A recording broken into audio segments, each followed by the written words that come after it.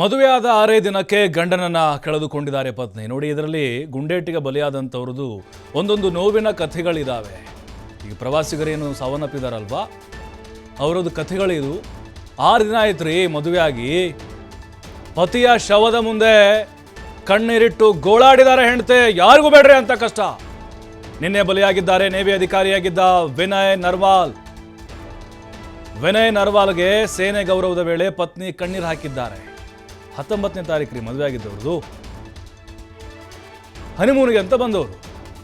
ಮದುವೆಯಾದ 6 ದಿನಕ್ಕೆ ಗಂಡನನ್ನ ಕಳೆದುಕೊಂಡ್ಬಿಟ್ಟಿದ್ದಾರೆ. ಶವದ ಮುಂದೆ ಕಣ್ಣೀರು ಹಾಕಿ ಗೋಳಾಡಿದ್ದಾರೆ.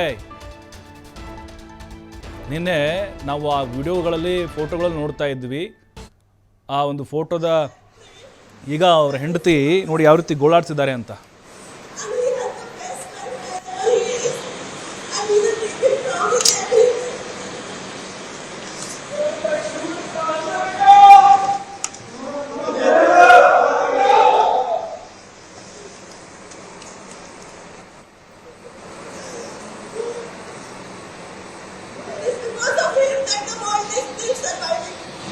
And we should all be proud of him in every way.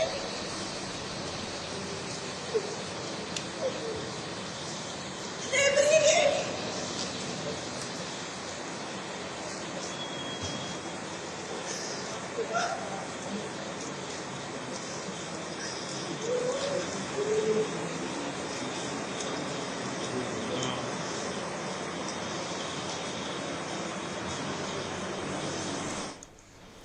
ನೋಡ್ತಾ ಇದ್ದೀವಿ, ನೇವಿ ಅಧಿಕಾರಿ ಏನಿದ್ದಾರೆ, 5 ದಿನ ಆಯ್ತು ಮದುವೆ ಆಗಿ.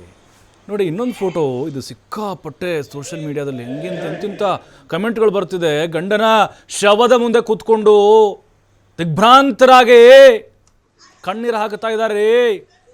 ಆ ಮದುವೆಗೆ ಹಾಕಿದ್ದ ಬಳೆ ಹಾಗೇ ಇದೆ. ಹನಿಮೂನ್ಗೆ ಬಂದಂತಹ ದಂಪತಿ, ಅದರಲ್ಲೂ ಆ ನೇವಿ ಅಧಿಕಾರಿ ಏನಿದ್ದಾರೆ ವಿನಯ್, ಗುಂಡಿಗೆ ಬಲಿಯಾಗಿದ್ದಾರೆ. ಗೋಳಾಡ್ತಿದ್ರು ನೋಡಿ, ಅಲ್ಲಿ ಶವ ಪೆಟ್ಟಿಗೆ ಮುಂದೆ ಕಣ್ಣೀರು ಹಾಕುತ್ತಾ ಇದ್ದಾರೆ. ಯಾವ ಹೆಣ್ಣು ಮಗಳಿಗೂ ಕೂಡ ಇಂತಹ ಕಷ್ಟ ಬರಬಾರ್ದು, ಯಾರಿಗೂ ಬೇಡ.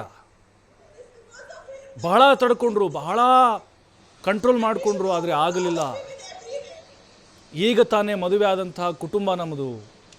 ಬಹಳ ಖುಷಿಯಾಗಿ ನಾವು ಆ ಪಹಲ್ಗಾಮ್ಗೆ ಹೋಗಿದ್ವಿ, ಯಾತ್ರೆ ಮಾಡ್ತಾ ಇದ್ವಿ, ಅಂದರೆ ಟ್ರೆಕ್ಕಿಂಗ್ಗೆ ಹೋಗಿದ್ವಿ. ಈ ರೀತಿಯಾಗಿ ನನ್ನ ಗಂಡನನ್ನು ಕೊಂದ್ಬಿಟ್ರಲ್ಲ, ಅಯ್ಯೋ ಯಾರಿಗೂ ಬೇಡಪ್ಪ ಇಂತಹ ಸಂದರ್ಭ ಅಂಥೇಳಿ ಶವ ಪೆಟ್ಟಿಗೆ ಮುಂದೆ ಆ ಕರ್ನಲ್ ಏನಿದ್ದಾರೆ ಅವರ ಹೆಂಡತಿ ಕಣ್ಣೀರು ಹಾಕಿದ್ದಾರೆ. ನಿಜಕ್ಕೂ ಅಲ್ಲಿದ್ದಂಥವರು ಮಮ್ಮಲ ಮರುಗಿಬಿಟ್ರು. ಎಲ್ಲರೂ ಸೇನಾಧಿಕಾರಿಗಳೇ, ಎಲ್ಲರೂ ಅಧಿಕಾರಿಗಳೇ ಅವ್ರನ್ನ ಸಮಾಧಾನಪಡಿಸುವಂಥ ಕೆಲಸವನ್ನು ಕೂಡ ಮಾಡಿದರು. ಆದರೆ ಅವರಿಗೆ ದುಃಖ ಉಮ್ಮಳಿಸಿ ಬರ್ತಾ ಇತ್ತು. ಯಾಕಂತ ಹೇಳಿದರೆ ಎಷ್ಟರ ಮಟ್ಟಿಗೆ ಅಲ್ಲಿ ಅವರಿಗೆ ನೋವಾಗಿದೆ ಅನ್ನೋದು ನಮಗೆ ಗೊತ್ತಾಗ್ತಾ ಇದೆ.